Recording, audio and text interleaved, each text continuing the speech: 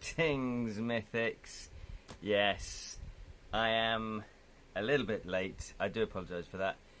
How is everybody? My name is Ken Boyd, but you might already know that because you've been watching the Edra Tales Twitch channel or YouTube channel. But if you don't know that because you haven't been watching them, then you do know that now because I've just told you. See how that works? This is Grockle Snook. Hello, Grockle Snook. Good morning. Thank you, Martha. How are you, Martha? I am doing well, although I'm a little bit late because I overslept. So there we go. So I do apologise for being late. So thank you to Sleepy Green Knight. I've just been informed that you have followed the channel, which is very exciting. Thank you so much. We have 59 followers now. Hurrah! Lirin, hello. Good post-rain afternoon. Oh, is it just finished raining? So I am a little bit... I need to keep an eye out because we do get parcels in the dungeon. And so I am expecting a parcel today, and I thought that was it. But clearly not. They didn't knock on the door, but nowadays, parcel delivery drivers, they don't seem to bother knocking on the door. They just leave it on your doorstep, whether you're in or not in. Maybe because it saves them time, probably. Not so great, says Martha. You got a fever? Oh, no. Explains why you were tired yesterday. Yes, that does explain it. Oh, sorry to hear that. Big hugs for Martha. So yeah, sorry I was a bit late. I was asleep, and I just didn't want to get up. Really, you know, it's like one of those where you go, "Oh, okay, I will get up." So I had a bath to try and wake me up, and I've got some honeyed tea, of course, honeyed tea.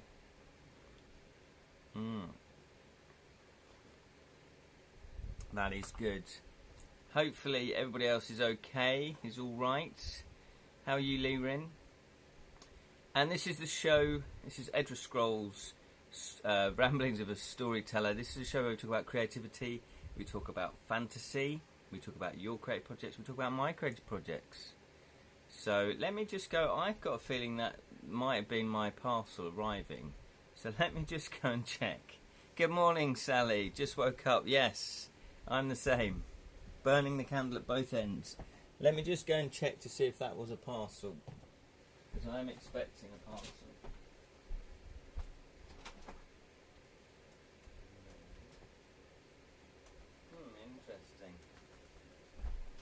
Interesting, because it did say that the parcel was due to be delivered before 10 AM. Before 10 AM, and normally they're pretty good, aren't they? To be fair to delivery drivers, when they say it's going to be between that hour and that hour, it's normally pretty spot on, but it said it was going to be before 10 AM, which I thought, wow, if it is, that's amazing, because I only ordered it yesterday. So there we go. We've put a bit of music on. Hopefully you can hear that. Yeah, I don't know if you can hear my fan that's on as well, because it's quite hot here in the UK. Lirin has just experienced his first mutual KO. Okay, in Dark Souls series. Got the trophy on the second, the rapid arrow firing boss, and took each other out simultaneously. Thank goodness, still got a treasure. Got the treasure in XP. What a worthy opponent of the Eater of the Gods was. That's hilarious that you actually... That's quite cool that they've programmed it. I guess it... Yeah, why wouldn't you have it where it could be a draw? If you both at the exact same time, you know, both hit zero hit points, or whatever it is called, then why wouldn't you? So there you go. Yeah, that's hilarious. Oh, I might turn that down a little bit. We're in a tavern in Skyrim. That helps me picture that we're not in my dungeon here. There we go. Trapped with Grockle Snook. So what's everybody been up to? Has it been a creative week for you? Has it been a week where you've just taken a bit of a rest? Hello, Alex. Hello, Brutal Barracuda. Can't stop. I'm on holiday in Turkey. Oh, very nice. That's beautiful. Just stopped to let you know that I finished reading The Hobbit for the first time. Enjoyed it thoroughly. Oh, what a delight. What a delight. Yeah, yeah, exactly. Enjoy your holiday. Yeah, fantastic. But probably more importantly, The Hobbit. That's brilliant, yes. It's it's just a very charming children's book, isn't it? It's just very charming, and there's a little bit of world building going on there, you know. So you kind of get immersed into the world that he's starting to build. I'll have to move on to the Fellowship next. Yes, taking a rest, trying not to freeze now. Okay, that's very good, Martha. Especially if you've got a bit of a fever. Absolutely. Don't know. Does eating soup help a fever? But yeah, moving on to the Fellowship. Okay, so be warned. It's very different from The Hobbit. It took him 14 years to write, apparently, The Fellowship. So he's definitely gone into world building. There's a lot about world building. There are action scenes in there, but don't expect it to be action-packed, if you like. It's the films do an amazing job of how they adapted it for, you know, to kind of keep people engaged. But the books, for me, the first one especially, you have to kind of keep going with it, because I think nowadays a publisher wouldn't publish it the way it is. They would need to edit it. They would say, oh, you need to speed it up a bit. You need to speed it up a bit. At the end of The Hobbit, they include the first chapter of the Fellowship. Oh, okay, well, that's good. Yeah, absolutely. I mean, it is good because he world built so well. It feels really real. It's very immersive. So you should enjoy it. But I remember trying to read it in my early 20s, the Fellowship, and I just gave up halfway through because it felt like nothing was happening. But maybe I wasn't ready for it. So yeah, so good stuff. Well done. Yeah, love it. Love it.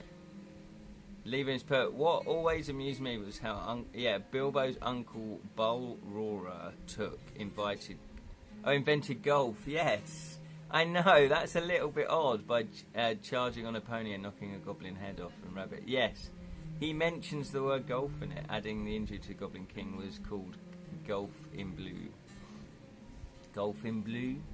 Yes, I've forgotten about that, actually. Yeah, I remember reading that and going, oh, okay, that's quite funny, but also not quite in keeping. It's, for me, it sort of broke the fourth wall, but it's just a bit of fun, I guess. And who am I to really criticise Lord of the Rings? But apart from the fact that, yeah, that first book, you know, they're on the road quite a lot, and it does take time. It does take time to sort of get going. Right, I'm off to jump in the pool. We're not jealous at all, Alex. Yes, have fun in Turkey. Thank you for popping in. I really appreciate that. Really appreciate that. So, look, see, people on holiday. Sally and I went on holiday. We went to... Where did we go again? Oh, yeah, Box Hill. We spent 3 days in Box Hill, which is in Surrey, just south of London. And it is this hill, as it sounds, that's quite boxy. Don't know why it's called Box Hill. Oh no! I thought that was my package. It's not my package. It's some sort of letters. Let me see. Yes, it's just boring letters. Just boring letters. There we go. So, yes, we went to Box Hill, which is a lovely big hill, very steep one side, and we were staying at a hotel just at the base of the hill. So the good news is you didn't have to walk like half an hour just to get to the hill. You could literally just turn right from the hotel and then walk about 3 minutes and then you're up the path. But that was one of the steepest paths, but it was good. It was good. It was kind of good to do some exercise in the fresh air. And the nice thing about it, though, initially we thought, oh, it's slightly drizzly rain. Oh, no, it didn't rain at the beginning. But it was just drizzly rain. So it was really nice and fresh on our faces. So there we go. And then we got to the top, and it was lovely views, obviously, as you can imagine, lovely views. And more importantly, there was a little cafe. And there was a second-hand bookshop. Second-hand bookshop where I did buy a few books. Let's have a look. But they weren't fantasy books, because I do have a lot of fantasy books that I haven't read yet.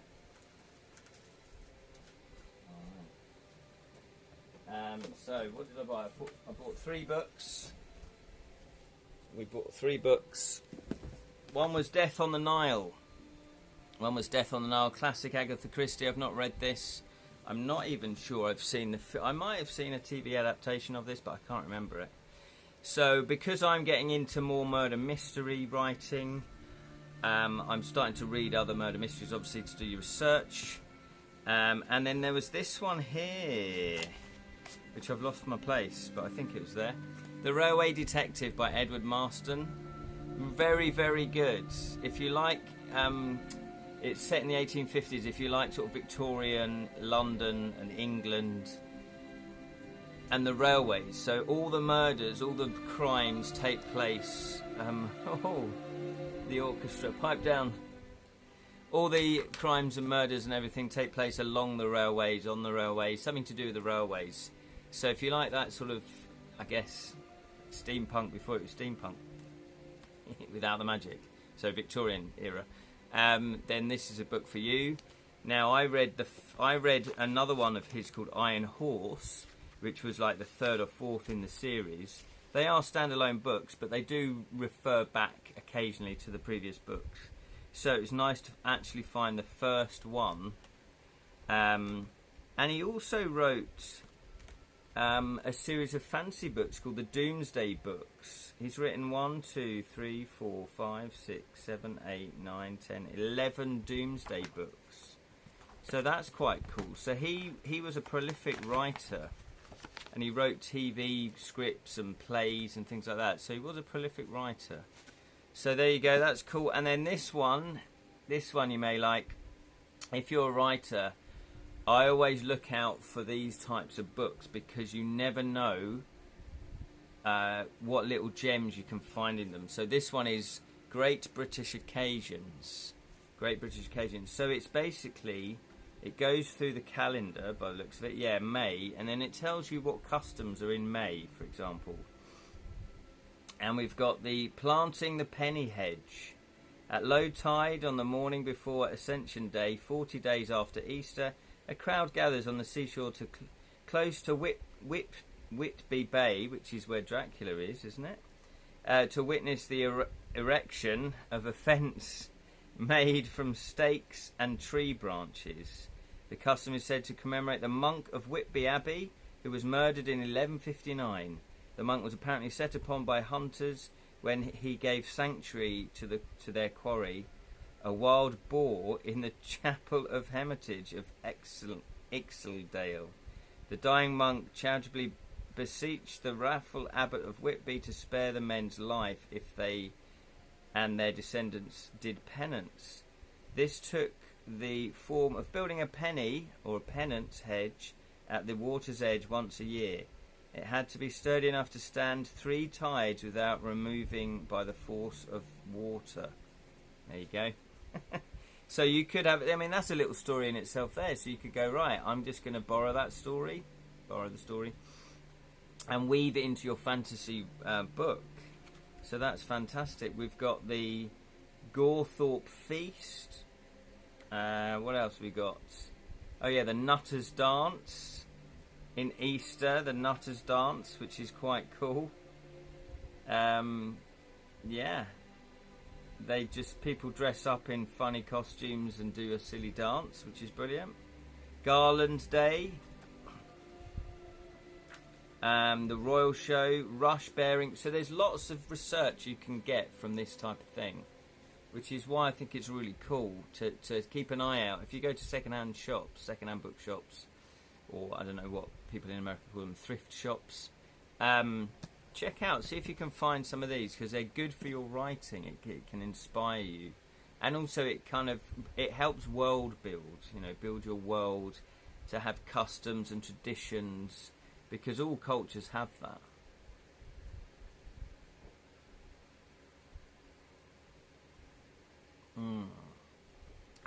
Very, very nice.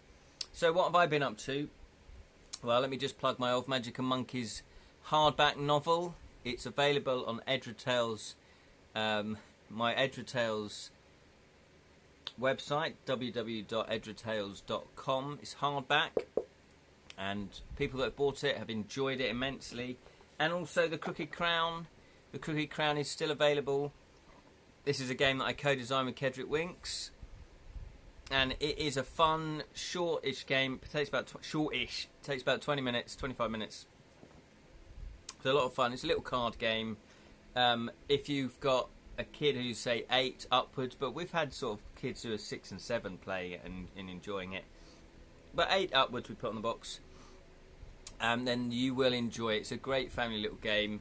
It's now on Amazon. They've got a deal on. They've put it down in price. So even better, £11, something or other. You can't go wrong. If you're in the UK, they've put a deal on it. And if you've got Prime, then that's free shipping as well. So that is a massive bargain. Feel like going back to bed for a nap. Oh, yeah, fair enough, Martha. It's great that many of those customs are still going. Yeah, absolutely. Well, yeah, that's the thing. You want tradition, you want customs. I guess it's an odd thing, isn't it? Because I've never really... taken part in any customs. I don't feel like I need to. However, I do like the concept of them, and I do like watching them and going, oh, that's pretty cool, that's pretty cool. But I don't think I'd ever be involved with a custom, which sounds bizarre. Apart from, I guess, Pancake Day, Shrove Tuesday. So what have I been up to? Well, I guess the main thing that I've been up to is working on my Devilish Deaths, my murder mystery game, which is why I've started to read more murder mystery novels. And yeah, it's a fun game. It's always fun and satisfying to watch, to try and solve a mystery, a murder mystery. It's just one of those things. I guess a lot of us have these. We're curious about things. We want to unpack things. We want to solve a puzzle. And I guess a lot of us want to prove that we're clever. I'm pretty sure there's that in it as well. Sleep it off, yeah.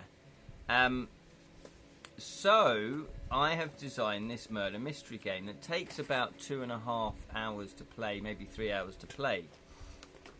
So with playtesting, it potentially can be a bit tricky, although I've not asked too many people yet. So the people that I have asked actually have said yes. So maybe it's I'm thinking because it's a 2.5 hour, 3 hour game, people are going to go, no, I don't want to playtest that, but I'll happily playtest a 20-minute game. But yeah, so it's new to me to have designed a game that's 2.5, 3 hours long.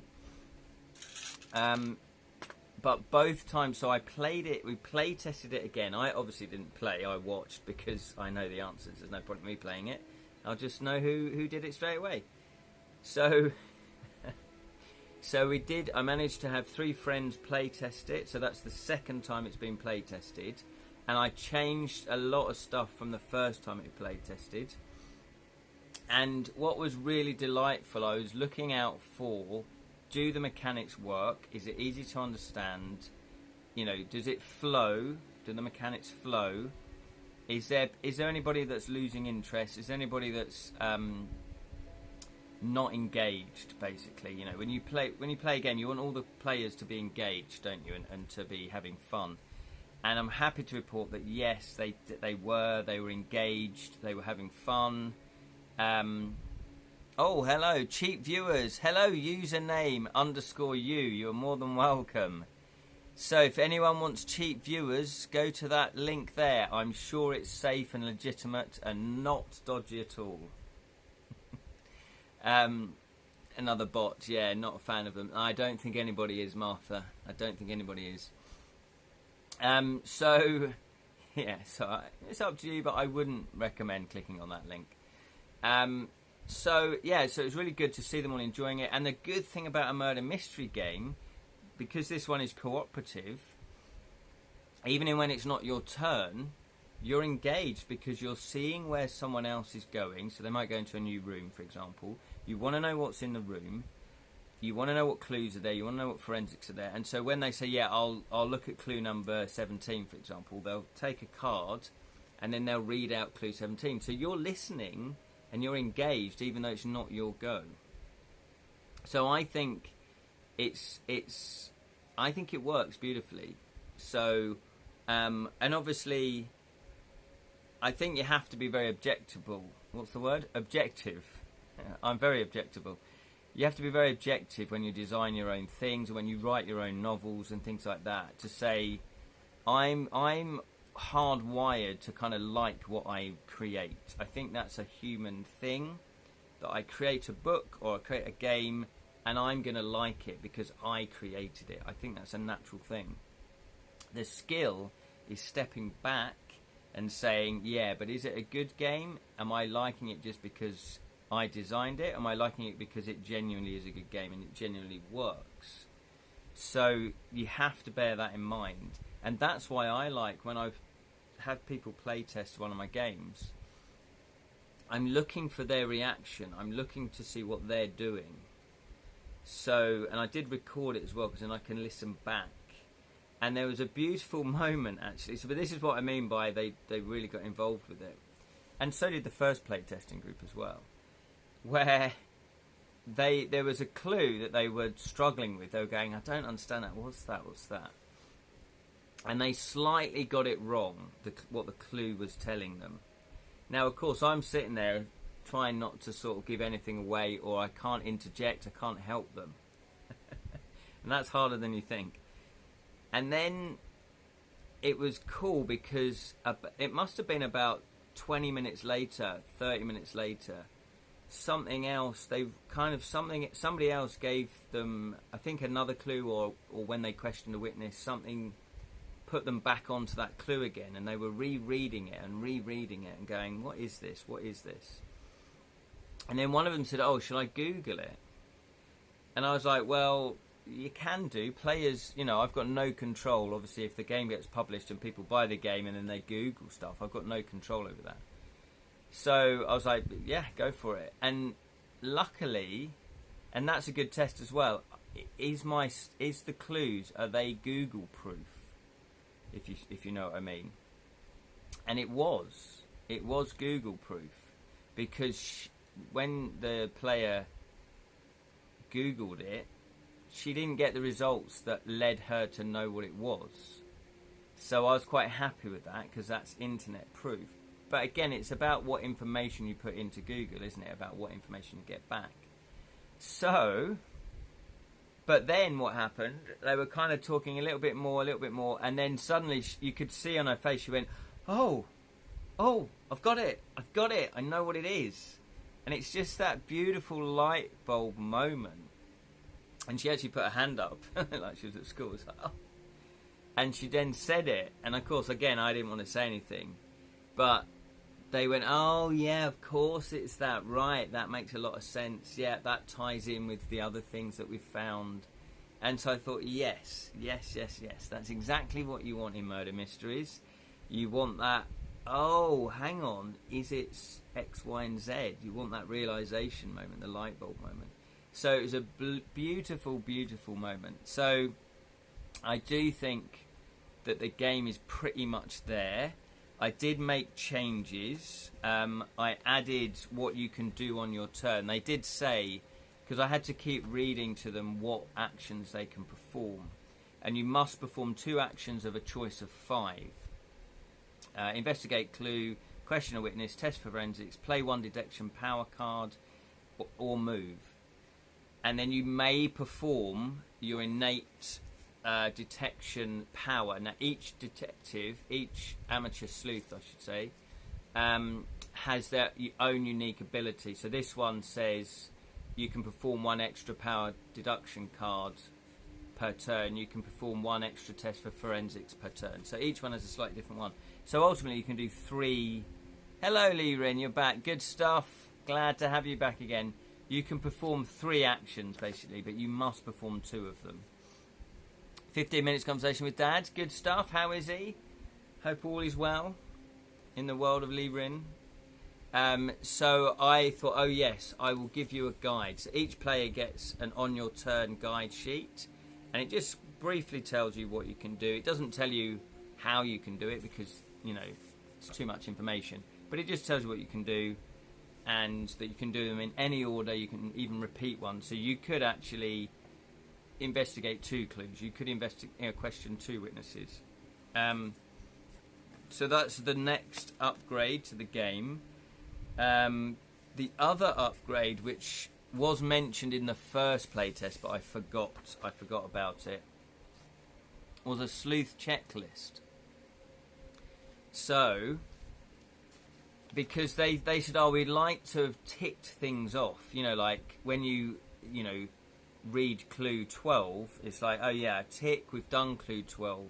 Because in each room, I'll just show you the room. There's 15 rooms. In each room, there's clues, forensic, and witnesses. So you will know who's in the room. But of course, it's difficult to keep track of, have you done clue 32 and 33, AA and BB forensics? You know, have you done all of that in the room? So with this checklist, you can easily tick it off. And this goes to show how many clues and how many forensics there are and how many witnesses there are and how many, what's the other thing? Hints, because you can have hints. And how many locations there are, although you do know how many locations there are and you do know how many witnesses there are. But what I've done is actually how many times they speak to you, how many cards there are of them, so you can check it in. But the good thing about it is that I've not given anything away. So I've numbered each clue, so it's 37 clues, and then they can write down the name of the clue, where it was found, yeah, which room, and who the investigating sleuth found it. Because when you read a clue, if you test for forensics or you look for a clue, you pick it up, you read it out loud, and then you keep it in your play area. So basically, this is a massive checklist that one of the players can say, oh, right, hang on, what forensics K have you picked up? Right, what's the name of it? Okay, dog whistle, for example. And then, oh, it was found in the gentleman's bathroom. Wonder why. And then it was Dave who was investigating sleuth. So you can keep a big master sheet. And I think that's really going to help. That will really help. Because I guess if you're into murder mysteries, you're into puzzles, you're into solving things, I think you've probably got quite an orderly mind or quite a logical brain. So it's nice just to tick things off. Leland's put, I'm thinking about moving Dad's weekly chats to 1 hour earlier on Saturdays to be a double happy day. Spend time with fun Dad and you fellas without interruption. Best brother. Oh, well, that's very kind. But I always say, Leland, that real world comes first. So if that's not possible, I will not be offended. I'm sure no one else will be either. But that's very kind of you. I appreciate that. I guess also it means that you won't necessarily want to rush the conversation. You can have a better chat. I don't know. I don't know if you do rush the conversation, but I know what you mean. You know, if you're trying to do one thing and something else happens. Speaking of checklists, ticking off each and every one of the 108 rings required for a golf trophy. Nice. Cheekily called Lord of the Rings. Makes the arduous three playthrough scavenger hunt less maddening. I would imagine it does. Oh, I was going to say golf trophy. I thought, oh, you're playing a golf game as well. Right, gold trophy. So is that in Lord of the Rings or is that in Dark Souls? That's probably in Dark Souls, is it? Yeah, well that's it. People do in Dark Souls 3, yeah, and they've called it Lord of the Rings. Excellent. Yeah, so people do like to have an orderly thing, and because there's a lot of information, I mean that's 4 pages worth of information that they're going to have to go through in order to solve the crime. But you can solve it slightly sooner. You can solve it slightly sooner because the game is you can guess 4 times within a 24 turn period. So each turn is 1 hour. So you, in effect, thematically, you've got 24 hours to solve the crime. And you can guess. You can just guess on your first turn. However, you're only allowed 4 guesses. You're only allowed 4 guesses. So 4 guesses within 24 hours. I think that's probably about right because you might be on turn 10 and you might think, you know what, we've got quite a lot of information. I think we're going to guess. And so I think 4 is enough to sort of let you feel confident that you could guess after 10 rounds, or you could be, that you've still got enough guesses, but it's not too many to start. So say I gave you 10 guesses, you go, well, let's guess on the first go then. Why not? We've got 10 guesses. Lastly, before I forget, Tolkien even kicked poor Goblin King Golf Imbue while he was down by calling his death the Battle of Green Hills. Oh, I see. Is that what it is? What, that the hill grew around him? Is that what you mean? Kick poor Goblin while he was down by calling his death the Battle of Green Hills. Oh, rather than the Battle of King Golf Imbue. Is that what you mean? Is that the insults that we won't name a battle after you? So there we are. So it's nice to do a play test. Oh no, golf course. Oh yes, they are called greens. Yes, the greens are the actual flats where the hole is, isn't it? Because the other bit is the I want to say concourse, but anyway, the fairway, and then you got the greens there. Oh, I see. So that is a little bit of a nod towards golf. Fantastic. So there we are. So if you are designing a game, I thoroughly recommend you play test it, obviously. And so that's its second play test. We didn't get enough time to finish it. You know, we ran out of time. However, I said, well, thank you very much. No, I have got enough. You know, because I said to them, it's 5:30. How's everybody doing for time? And they went, yeah, I sort of need to go. I was like, yeah, that's fine, I've got enough. But they said, no, we really enjoyed it, we want to play it again. And I said, well, I don't know how I can preserve your progress. You know, you can't really just pack it all away again. It'd be difficult to remember who's got what. I guess you could all just collect up the cards, but anyway, and take a picture of the board. But they went, oh, no, we'll just play it from the start again. So I'm like, oh, okay. So they enjoyed it that much that they don't mind starting it again, even though they know quite a lot of information already.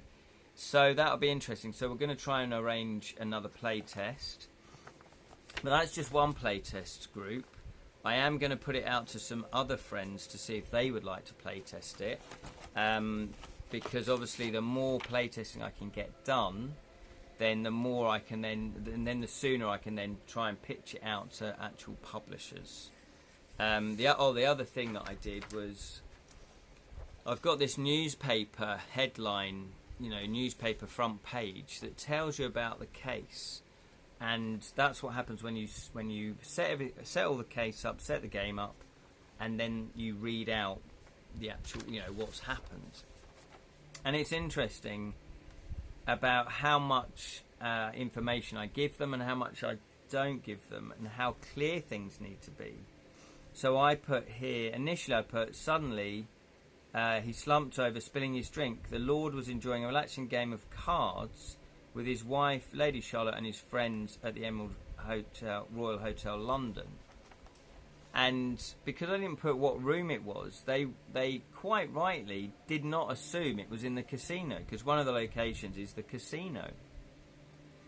And so quite rightly they went, well, so he could have been in the bar, he could have been in his hotel room, he could have been in the garden playing, you know, if it was a nice day. So I went, oh, yeah, right. So I've inadvertently, because I didn't put the exact location, they're now thinking something else that I don't want them to think, because that's irrelevant. It just takes place in the casino. It's nothing unusual about that. So it's just little things like that that I would think is obvious, but obviously it's not. So I then put relaxing game of cards at the hotel's casino with his wife, Lady Charlotte. So hopefully they go casino. Where was it? Oh, they're in the casino. Oh, look, there's the casino. So that's where it all takes place. Just little things like that. So that's why it's really valuable to play test. Oh, and the other change that I'm going to make that I haven't made yet. Hello, Sally. Hello, she's here. She's here again. Goodness gracious, looks like I'm the only one here. Well, according to my data, we've got 4 viewers. So hello. I know Martha's feeling tired, so she might still be watching but not commenting. Alex kind of popped in and popped out again. Sally's here. Some people just like to listen. I have nothing interesting to say to comment on. Yeah, so Martha's tired, exactly. Lady of Shalott. Would that be an Arthurian poem reference for the mystery? Exactly. A shallot of clues for you to decide what is what. It's terrible, terrible. So the only other change, the only change I need to make now is that I'm going to be colouring the cards differently. Because it's a lot of, at the moment I've just done these black and white. So for example, those are the witness cards. And then these are the clue cards. So all the cards look like that. They've got a different symbol on them.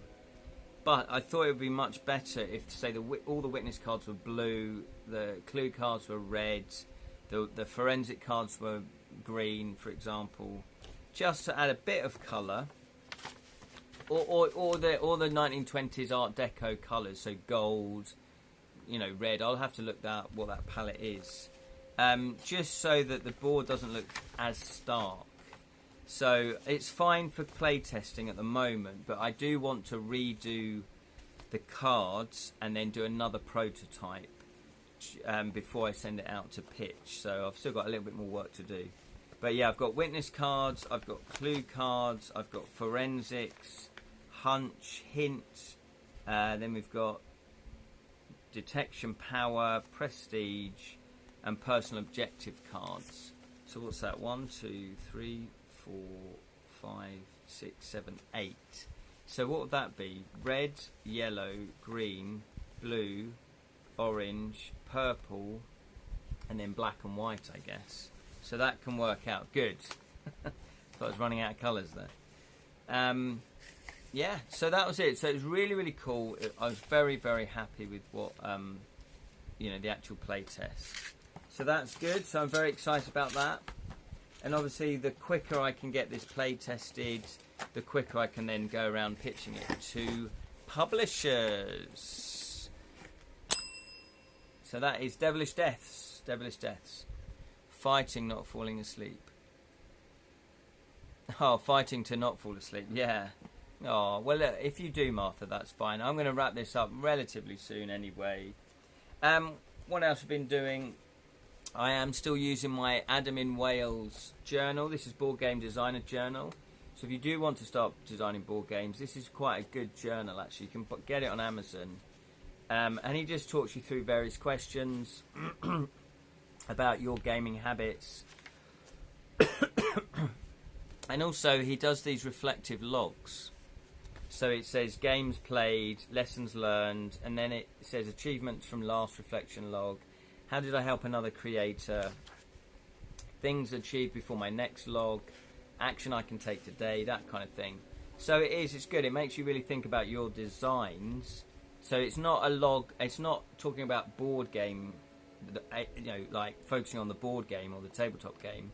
It's actually focusing on you as a designer. And what Adam has really emphasized to me, because he's got a YouTube channel, he does these videos, is thinking like the publisher or thinking like a marketing person. Thinking about, rather than design what I want to design, which might be very niche. If you want to publish games, you need to think, well, what does the market want? What do people playing games want? What do they enjoy? So he's getting you to look at it as a product, and so you can sell it to a publisher, because a publisher wants to sell as many copies as possible. Do you see what I mean? So rather than looking at it as your own personal thing, oh, I love, rolling dice, and I love trick-taking games, and I love, worker placement games, and I love party games. I'm going to make this one big game that has all those elements in. Well, that's cool, and that you might have come up with something unique there, but will it sell? Is it too far gone? Is it too far different to what players are used to? So the adage really is create something that's familiar with an extra twist on it. And it doesn't have to be a lot, you can just twist it a little bit. Because people do like familiarity, if I could say that word, but they also like something a little bit new.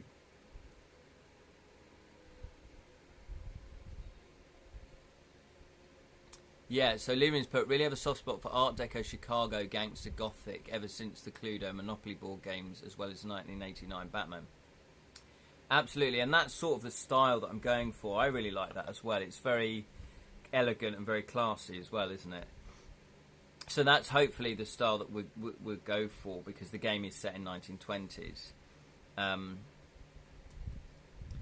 And some don't deal with sudden change or change at all. Yeah, exactly. Some people don't like sudden change. Absolutely, Martha. So if you created a game that you think, it's people's expectations, you think is a quick trick-taking game, and then suddenly you've got an aspect where, I don't know, it's I don't know what else would be jarring against it. Oh, it's quite, and then there's an element in the game that is quite strategic and thinky, and you have to move pieces around on a little mini board. You might think, oh no, I wanted it just to be a quick game, a quick card-taking game, trick-taking game. So you kind of got to give people what they want, but equally you try to give them a little bit something different just to pique their interest. I'm one of the P's, but even more so today. Yeah, absolutely. I'm fairly similar.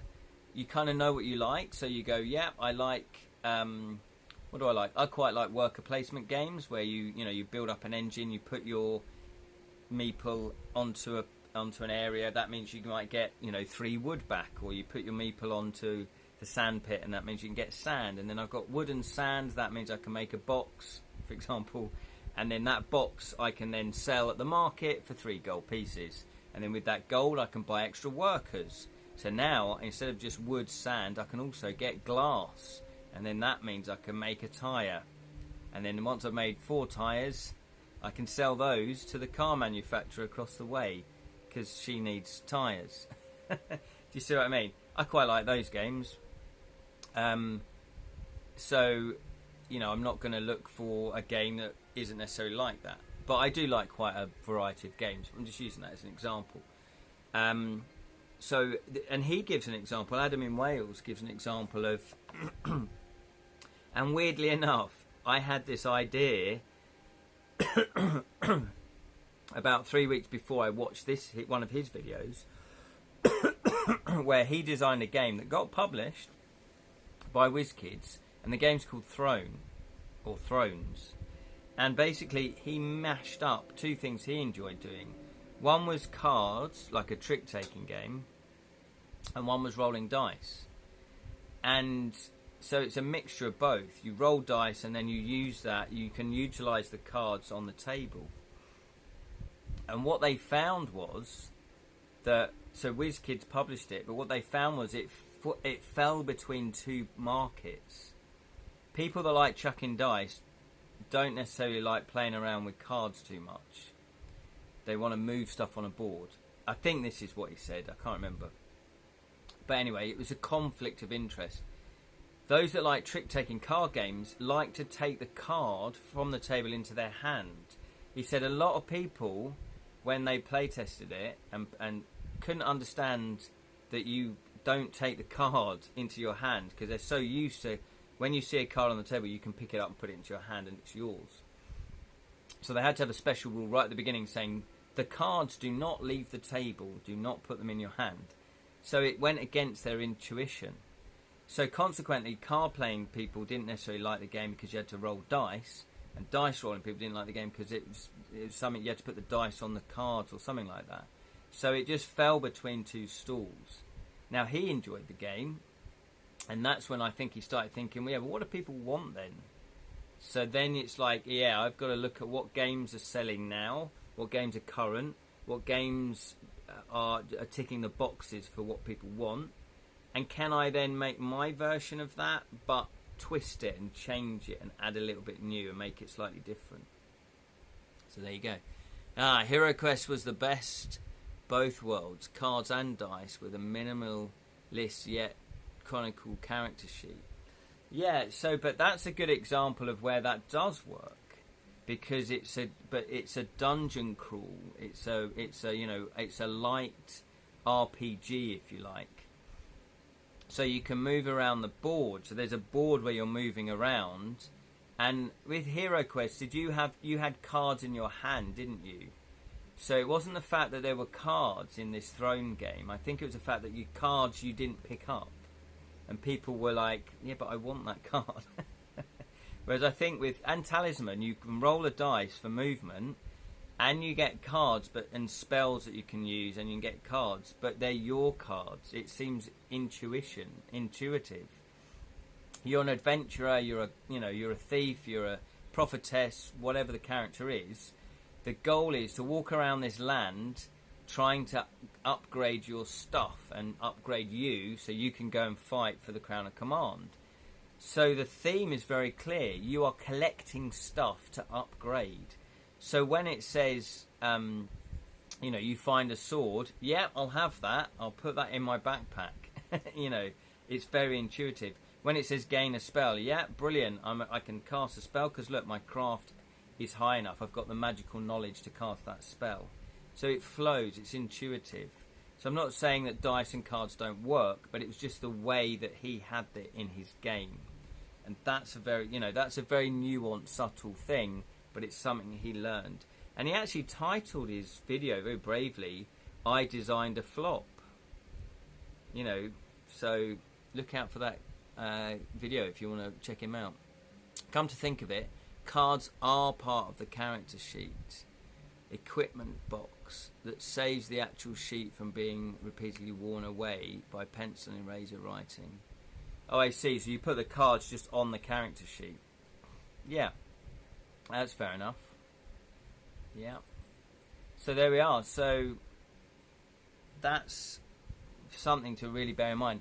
So that's why when I was thinking for my murder mystery game, I guess everybody thinks of the 1920s when they think of a murder mystery game. It's the classic era of murder mystery.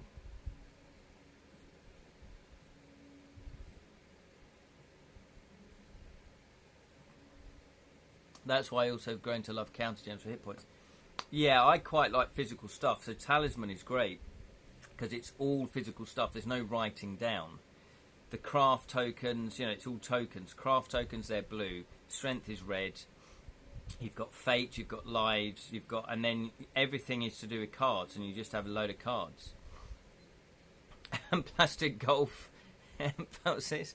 Plastic golf.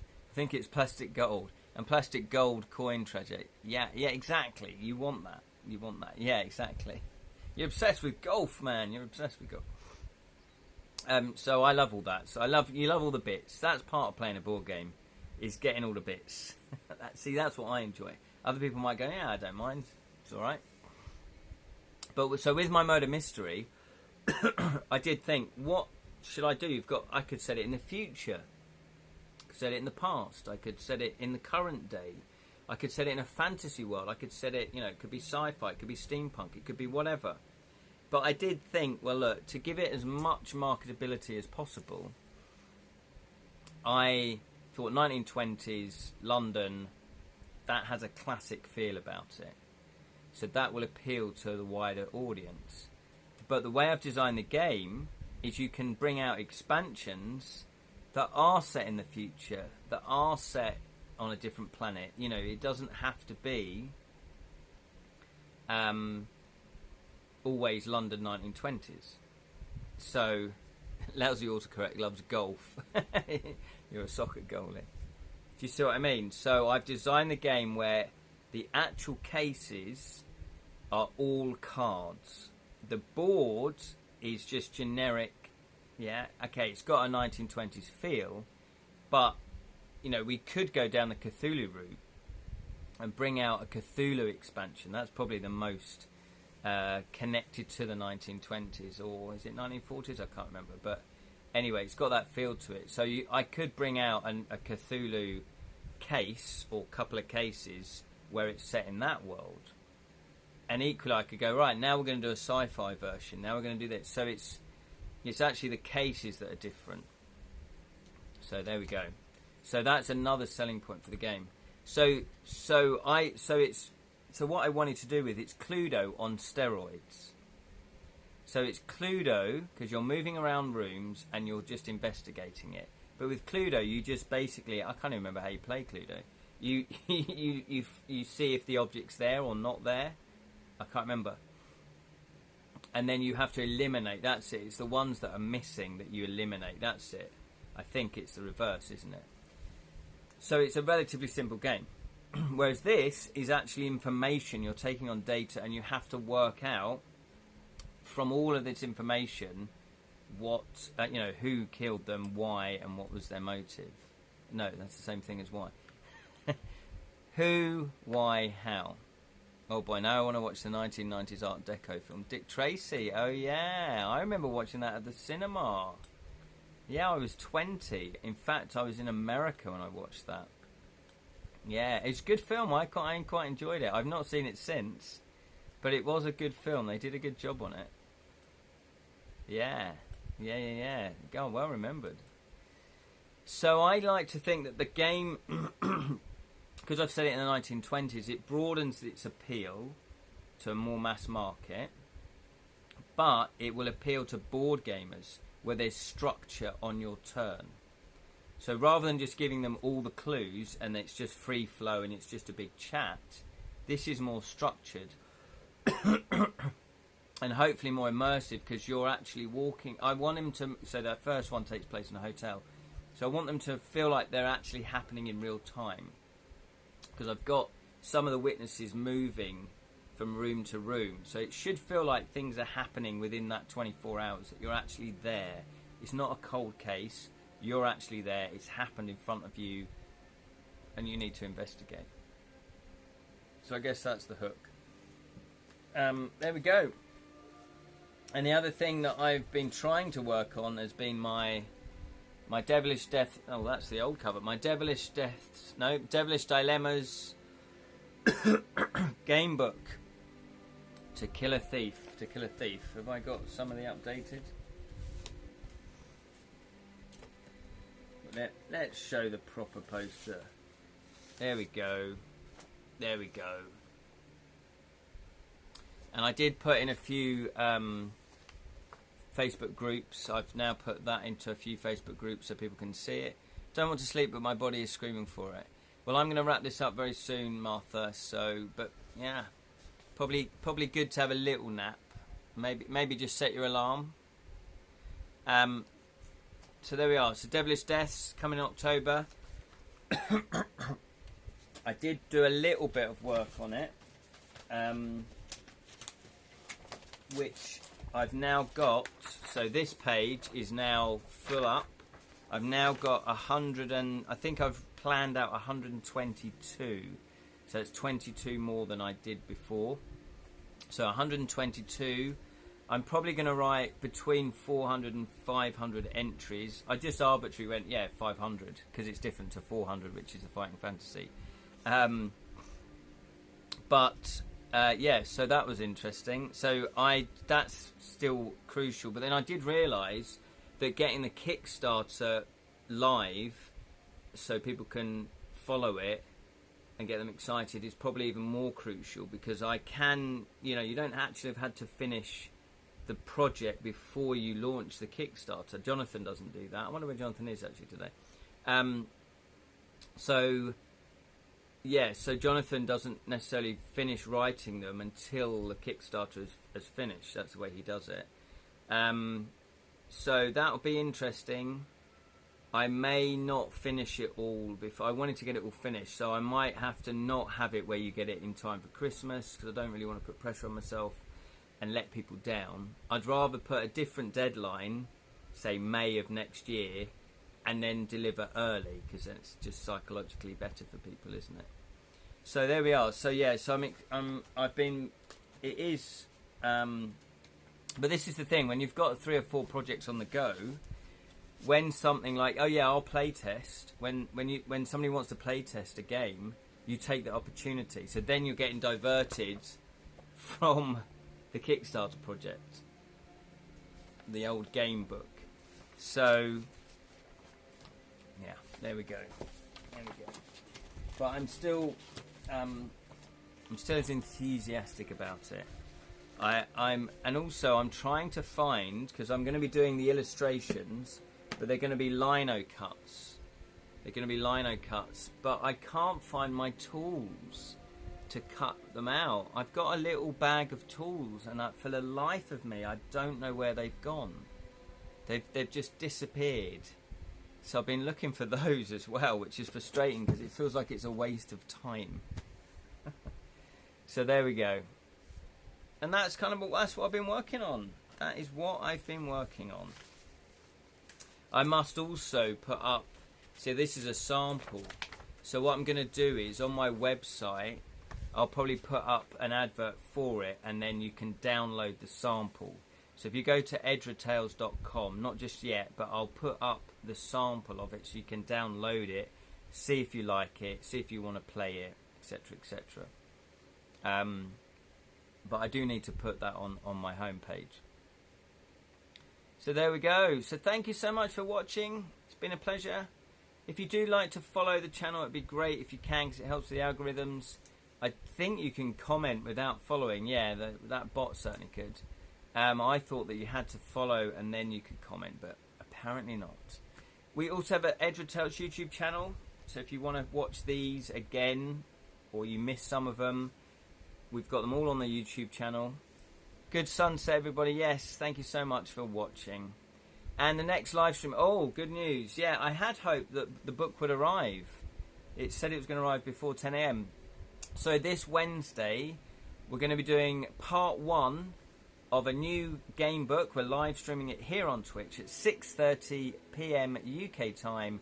And it is Jonathan Green's, what is it? Darkness Over Arkham. I think that's what it's called. It's an Arkham horror book. Have a lovely weekend, everybody. Hope you feel better. Martha, yes, that's very good sentiment. So that's what we're going to be doing. We're going to be doing another Jonathan Green book, which is, they're always good, so it should be a lot of fun. Tune in for that. And then I also do at 7 PM UK time on Fridays, we play a live video game. We live stream it. And this time, well, I've been doing it for a number of months now. We've been doing The Witcher 3 Wild Hunt. Thing of going to a cafe with 12 kittens for dinner. Why not? Why not? That is perfect. Take care, everyone. Yeah, the fever hasn't gone down. Get some rest, Martha. Get some sleep. Hopefully it will clear up very, very quickly. So thank you for watching, Martha. Thank you, Sally. Thank you, Lerin. Thank you, Alex, who popped in. Thank you. Sorry that... Oh, that was in response to Lerin. Oh, I see. Oh, perfect. Those kittens are the stars of the lovely cafe. I've heard about that, where there's cafes and there's just cats everywhere. That's the draw. And thank you to anyone else that watched. Sorry if I missed off your name. Thank you so much for watching. And if you didn't comment but you watched, thank you so much. And as I say, you can watch all these videos either on the Edra Tales Twitch channel or on the Edra Tales YouTube channel. There's also an Edra Tales Facebook group that if you click to join, I will let you in. Thank you so much. Until next time, remember, may the magic of stories flow through you always. See you later. Yeah, Cockle Snook says goodbye.